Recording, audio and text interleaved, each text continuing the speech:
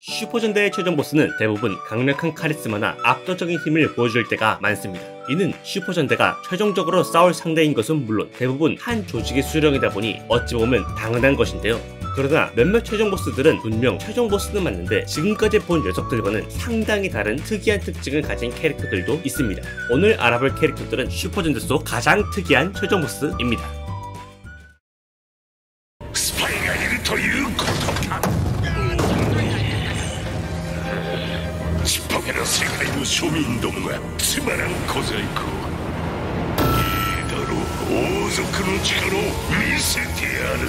기계전대 젠카이저의 최종 보스 중 한 명인 보코하우스는 히카이토피아 왕조 토지텐드의 왕으로 모든 평행 세계를 지배하려는 목적을 가진 빌런입니다. 왕이지만 폭군인데다가 평행세계를 가두는 토질기어로 수많은 평행세계를 가둬 어찌 보면 슈퍼전대 시리즈의 최종 보스 중 가장 큰 스케일의 악행을 벌인 캐릭터인데요. 그러나 보코하우스의 큰 특징은 이런 스케일이 큰 악행이 아니라 최종 보스임에도 엄청 개그적인 모습을 보여준 개그 캐릭터라는 점입니다. 사실 보코하우스의 개그적인 모습은 초반부터 어느정도 보였는데요. 작중에서 그는 짜증이 나거나 화가 날 때 바닥을 찍는 기지쿵이라는 기술을 사용하는데 이걸 사용할 때마다 간부들이 높게 뜹니다. 웃긴 건 이게 분명 보코하우스의 힘과 그의 성격을 보여주는 장면이지만 몇 번 반복되다 보니 시청자들에게는 상당히 웃긴 장면이 돼버린 것이죠. 이는 중반에 더욱 개그적인 모습으로 바뀌는데 기지쿵을 활용해 간부 중 한 명인 바라시라타를 탁구공처럼 다루거나 기술관인 이즈루데가 기술을 훔쳐서 토젤기어를 개발했다는 걸 알자 훔치지 않으면 못 만드냐면서 화를 내며 기지쿵으로 옆에 있던 바라시라타와 이즈루데를 장난감처럼 다루기도 했는데요. 이뿐 아니라 개저병사인 하카이저의 무기가 젠카이저에게 빼앗겼다는 걸 알자 빠른 기지쿵으로 이즈루데를 농구공처럼 튀기기도 했죠. 심지어 최종 전투 때도 젠카이저가 너무 빨리 왔다면서 기지쿵을 사용해 전부 바깥으로 내보내거나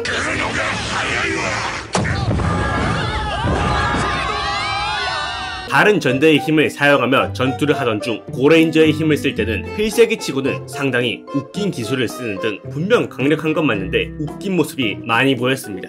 재미있는 건 보코하우스의 성우인 나가타 조지는 이전에도 슈퍼전대의 최종 보스로 나오거나 빌런으로 나온 적이 있었는데 이때는 상당히 잔악무도하고 진지한 악역으로 나왔죠.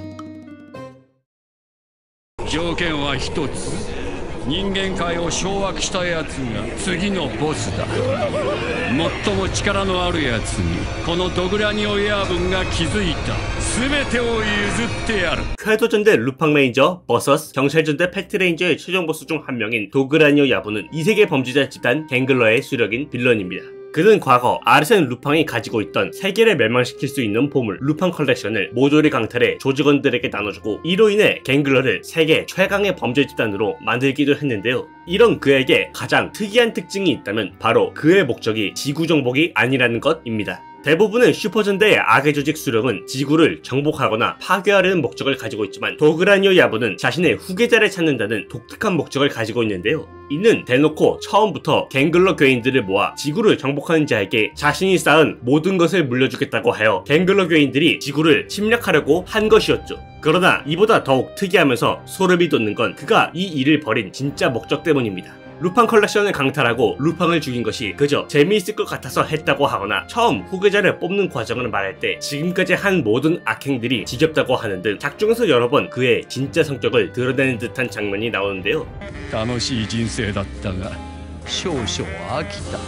이에 많은 팬들이 추론해본 결과 도그라니오 야분이 자신의 후계자를 찾는다고 일을 벌인 것은 사실 지금까지 살아온 세월 동안 재미있는 걸 다 보고 모든 것이 질려 새로운 재미를 찾기 위해 벌인 것이다 라는 결론이 나왔습니다. 즉 도그라니오 야분의 진짜 목적은 오로지 재미있는 걸 보기 위해서였고 후계자를 찾다가 조직이 괴멸되어 버린 것이 아닌 오로지 자신의 재미만을 찾다가 스스로 조직을 괴멸시켰다는 것이죠. 여담으로 도그라니오 야분의 외형을 보면 다른 슈퍼전대 시리즈의 괴인 간부인 호네노 시타리와 블롭의 마코인처럼 키가 작아 보이는 외형을 하고 있는데요. 실제로는 공식 설정상 키는 181cm로 괴인 보스치고는 작은 편이지만 의외로 인간 기준 평균 이상의 신장이라고 합니다.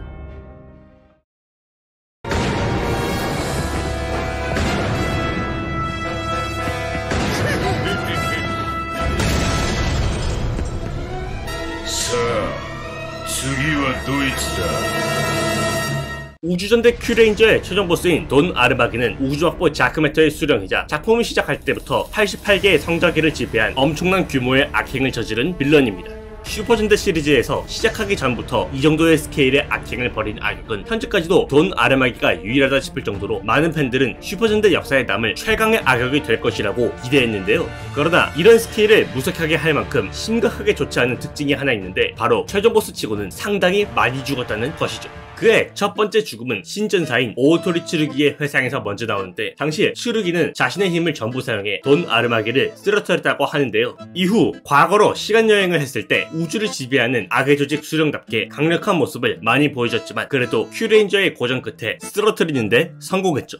그러나 현대로 돌아왔을 때 죽은 줄 알았던 돈 아르마기는 살아있었고 이후 우주 인기 스타인 호시 미나토의 어깨에 있던 인형이 돈 아르마기가 위장한 것이라는 게 밝혀집니다. 물론 큐레인저가 모습을 드러낸 돈 아르마기를 쓰러뜨렸지만 이것은 그의 분신이었고 그는 죽지 않고 계속해서 등장했는데요. 이후에도 자신의 본거지인 남수자성에서 큐레인저와 전투를 벌여 사망했지만 이마저도 분신이라는 게 밝혀졌죠. 본 모습을 드러낸 후에는 오토리 츠루기의 활약으로 쓰러뜨렸지만 돈 아르마기는 츠루기의 몸에 빙의해 다시 등장했고 츠루기의 몸에서 빠져나온 후에는 최종 형태로 등장해 또 큐레인저와 싸워 패배했습니다. 이렇게 본편에서만 총 6번 사망한 최종 보스라는 전무후무한 기록을 세웠고 분신이라는 것을 빼도 총 3번이나 죽었다는 것인데요. 이런 안습한 활약과 행적 자체가 포스가 없고 너무 추해서 많은 팬들에게 거대한 스케일이 아깝다는 평가를 받은 것은 물론 추한막이라는 굴욕적인 별명을 얻었다고 합니다.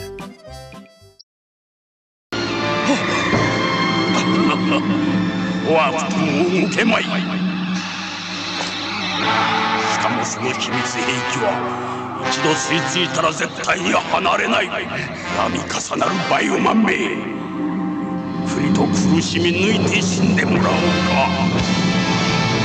초전자 바이오맨의 최종 보스인 닥터맨은 신제국 기어의 총통으로 기계가 지배하는 완벽한 제국을 위해 지구를 정복하려 하는 빌런입니다. 그는 지구 정복을 위해 작중 등장하는 괴인인 메카자이칸을 전부 만든 것은 물론 간부들 역시 자신의 손으로 만들 정도로 엄청난 기술력을 가지고 있는데요. 이런 그에게 정말 독특한 특징이 하나 있는데 바로 슈퍼전대 최초로 지구인인 악의 수령이라는 것입니다. 닥터맨은 원래 카게야마 히데오라는 인물로 세계 정복에 대한 야욕을 이루기 위해 자신의 두뇌 세포를 극단적으로 강화시키고 육체를 사이보그로 바꾼 인간이었는데요. 다만 이 당시의 실험 부작용으로 인해 외모는 급격히 노화가와 30대라는 나이임에도 불구하고 노인처럼 보이는 외형을 하게 되었습니다.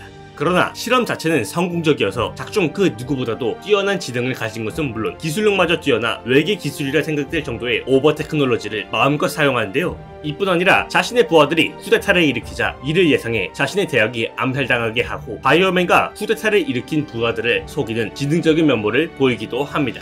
이런 말도 안 되는 지능과 인간이었다는 과거 그리고 강력한 카리스마 덕에 이전까지 최종 보스보다 간부들이 인기가 높았던 슈퍼전대에서 최종 보스의 위상을 올리기도 했는데요. 거기에 그의 최후 또한 상당히 슬프게 나와 현재까지도 슈퍼전대에서 인상 깊은 최종 보스 하면 닥터맨의 이름이 나올 만큼 엄청난 인기를 받았다고 합니다. 여담으로 닥터맨은 이후 등장하는 최종 보스들인 대박사 리케프렌, 대교수 비아스, 닥터 히네라와 더불어 4대 인간 최종 보스라고 불리는데요. 특이한 건 다른 최종 보스들은 외계의 기술이나 다른 차원의 기술을 사용했지만 닥터맨과 비아스만큼은 오로지 지구의 기술만 사용해 악의 조직을 만들었다고 합니다.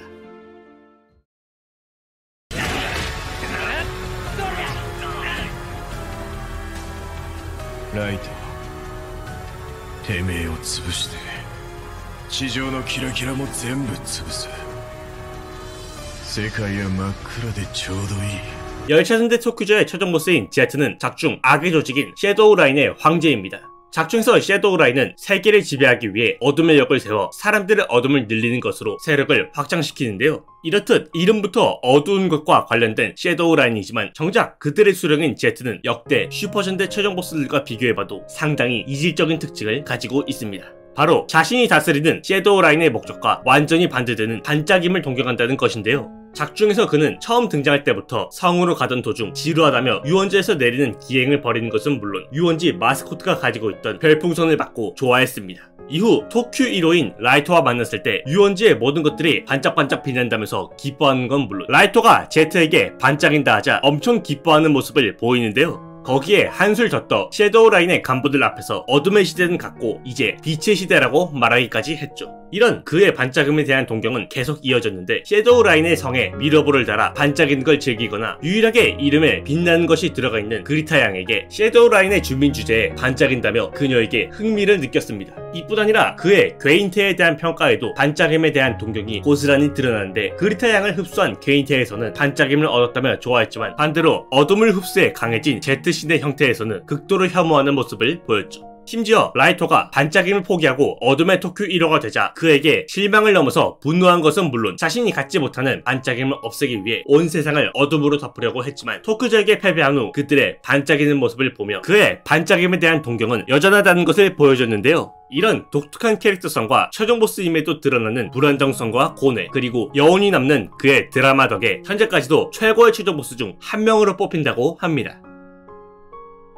오늘은 슈퍼 닌텐도 속 가장 특이한 최종 보스들에 대해 알아봤습니다. 대부분의 최종 보스들이 강력한 카리스마만 보여주는 데 비해 이 중 몇몇은 독특한 면모를 보여줘 많은 사람들의 기억 속에 남게 된 것 같습니다. 여러분들은 슈퍼 닌텐도 속 어떤 최종 보스가 가장 특이하다고 생각하시나요?